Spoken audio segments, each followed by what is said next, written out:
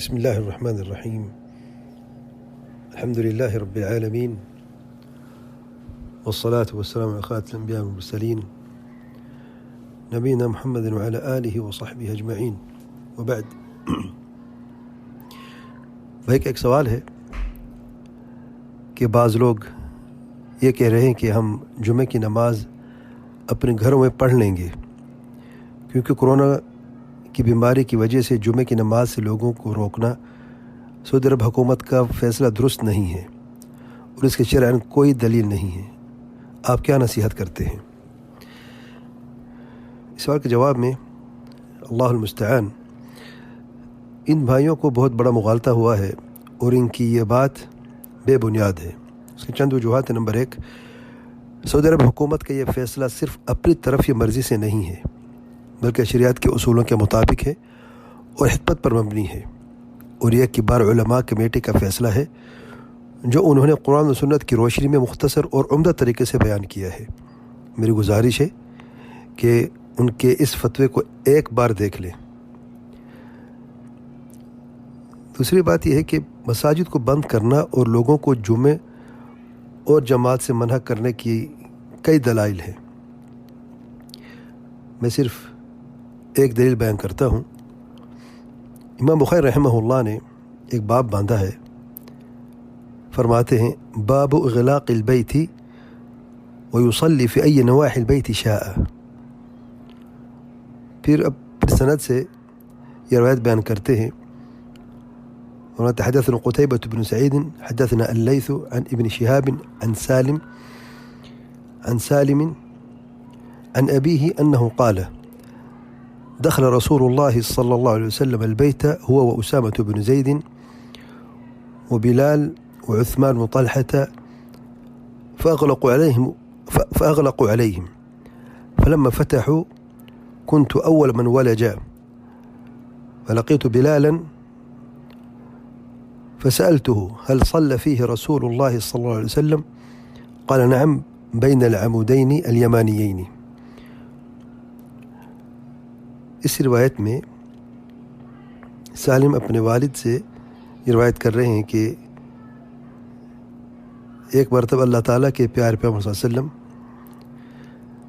کعبہ میں داخل ہوئے اور آپ صلی اللہ علیہ وسلم کے ساتھ سیدنا اسامہ بن زید، سیدنا بلال اور سیدنا عثمان بن طلحہ موجود تھے. فاغلقوا علیہم، یہ شاہد ہے.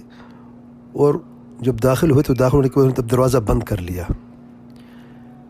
پھر جب دروازہ کھولا فلما فتحوا كنت اول من ولج، جب انہوں نے دروازہ کھولا تو سب سے پہلے میں داخل ہوا. فرماتے پھر سیدنا بلال سے میں نے ملاقات کی اور میں نے ان سے یہ سوال کیا کہ اللہ تعالیٰ کے پیارے پیغمبر صلی اللہ علیہ وسلم نے نماز پڑھی یعنی کعبہ کے اندر؟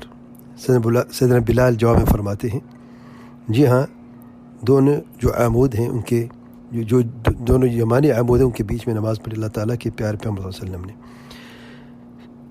شیخ ابن عثیمین رحمہ اللہ بڑی پیاری بات فرماتے ہیں. سعید کی شرح میں فضل الشیخ علامہ محمد صاحب بن عثیمین رحمہ اللہ فرماتے ہیں قول رحمہ اللہ، امام بخاری رحمہ اللہ کا یہ قول باب اغلاق البیت ویصلی فی ای نواحی البیت شاء، کہ بیت یعنی کعبے کو بند کرنا اور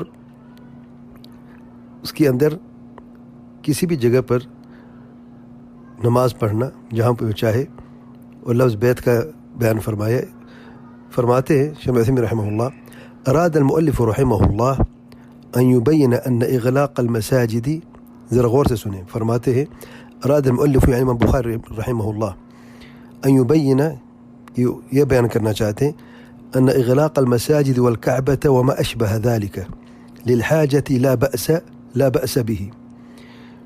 امام بخاری رحمہ اللہ نے یہ باب اس لیے باندھا کہ یہ بیان کرنے کے لیے کہ بے شک مساجد اور کعبے کو بند کرنا وما اشبه ذلك للحاجة، حاجت کے لیے، لا بأس به، اس میں کوئی حرج نہیں ہے. ولا يقال ان هذا من منع مساجد الله ان يذكر فيها اسمه، یہ اس میں سے ہرگز نہیں ہے کہ اللہ تعالیٰ کے مساجد کو اللہ کے ذکر سے روکنا یا منع کرنا. کیوں؟ لأن هذا لمصلحة أو لحاجة أو لضرورة أحيانا فلا حرج، کیونکہ یہ مصلحت کے لیے یا حاجت ضرورت کے لیے بعض اوقات اس میں کوئی حرج نہیں ہے۔ اور ہم دیکھتے ہیں کہ کرونا وائرس کے ہم بات کر رہے ہیں اور اس بیماری کی ہم بات کر رہے ہیں تو ہم سب پر رحم فرمائے۔ تو اس میں کوئی شک نہیں ہے کہ جو بیماری پھیلی ہے اس بیماری کی وجہ سے صدر کے جو حکومت کے جو اقدامات ہیں وہ بالکل درست ہیں، اور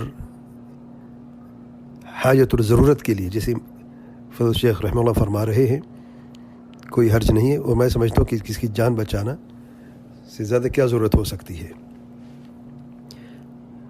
تیسری بات، جمعہ کی نماز اپنے گھروں میں پڑھنا جائز نہیں ہے اور شریعت کے اصولوں کے بھی خلاف ہے۔ جو لوگ جمعہ نہیں پڑھ سکتے ان کا یہ حکم ہے کہ وہ اپنے گھروں میں 4 رکعت ظہر کی نماز پڑھ لیں۔ چوتھے نمبر پہ اس میں حکمران کی نافرمانی بھی ہے جس کی اطاعت معروف اور بھلائی میں واجب ہے، اور لوگوں کی جانوں کو خطرے اور ہلاکت سے محفوظ کرنے کے اقدامات یقیناً معروف میں سے ہیں۔ کوئی بھی باشعور عقل مند انسان اس حقیقت کو نظر انداز نہیں کر سکتا۔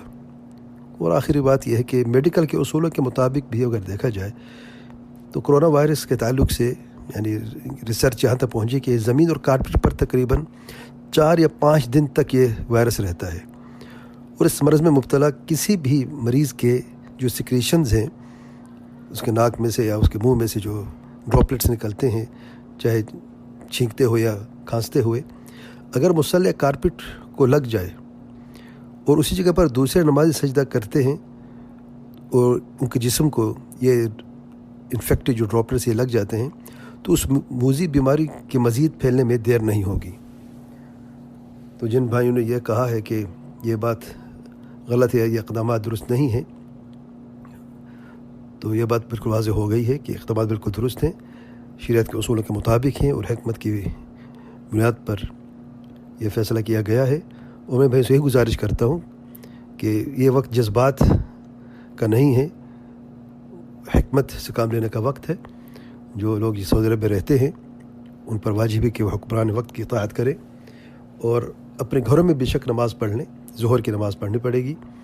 اور اگر کچھ ساتھی وہاں پہ جمع ہوتے ہیں یا ملنے کے لیے ویسے انسان جاتا ہے رشتہ داروں کو اور وہاں پر با جماعت ظہر کی نماز پڑھ لیتے ہیں تو اس میں کوئی حرج نہیں ہے، لیکن اس کے لیے خاص جمع ہونا اور پھر جمعہ کی نماز کے لیے خاص تیاری کرنا یا یہ مہم چلانا خفیہ طریقے سے کہ ہم اپنی فلان بھائی کے گھر میں ہم جمع ہو رہے اور جمعہ کی نماز پڑھیں گے، تو یہ شرعاً جائز نہیں ہے، اور یہ بھی دنیا کی بدعت میں سے ہو، کیونکہ جو عمل بغیر دلیل کے کیا جائے تو بدعت میں سے ہے۔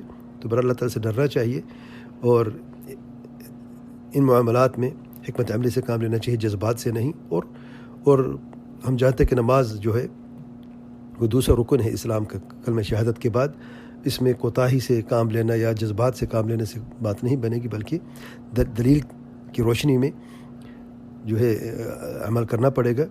اور اگر کوئی شخص اس سے اختلاف رکھتا ہے تو جیسے کہ اللہ تعالیٰ نے فرمایا ہے اگر اختلاف ہو جائے تو اس کو واپس لوٹائے اللہ تعالیٰ کی طرف، اللہ تعالیٰ کے پیار پیغمبر صلی اللہ علیہ وسلم کی طرف۔ دلائل بالکل سامنے ہیں، اور کبار علماء سعودی عرب کی کبار علماء کمیٹی ہے، ان کے فتوے کو میں پہلے بھی گزارش کر چکا ہوں، ایک دفعہ مزید آپ لوگ سن لیں، دیکھیں کہ کتنی مدلل اور پیارا جواب انہوں نے مختصر دیا ہے، انشاءاللہ بات واضح ہو جائے گی۔ واللہ اعلم، سبحانک اللہم و بحمدک، اشہد ان لا الہ الا انت، استغفرک و اتوب الیک۔